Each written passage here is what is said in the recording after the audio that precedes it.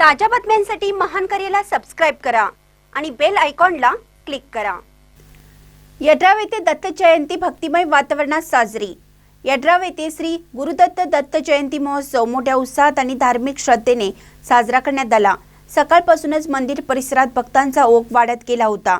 सौ श्री विजय पाटील व सौ श्री सुमित पाटील यांच्या हस्ते विधिवत गणेश पूजन, स्वस्ती वाचन, देवस्थापना, अग्निस्थापना व अन्य धार्मिक विधी संपन्न झाले।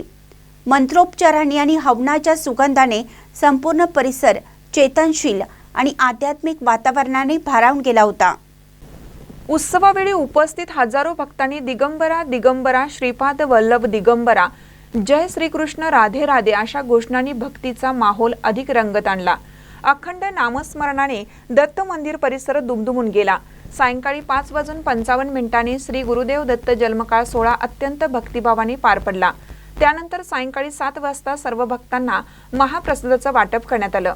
या कार्यक्रमास भाजपचे जिल्हाध्यक्ष राजवर्धन नाईक निंबाळकर, माजी सरपंच सरदार सुतार, माजी उपसरपंच शिवाजी दळवी, विनोद माने, प्रवीण नेमिस्टे, सूरज कोरे, गणेश साळुंके, योगेश साळुंके, निलेश कोळी, आशिष रेंदाळे, शुभम चव्हाण यांच्यासह मराठा मंडळाचे पदाधिकारी व ग्रामस्थ मोठ्या संख्येने उपस्थित होते।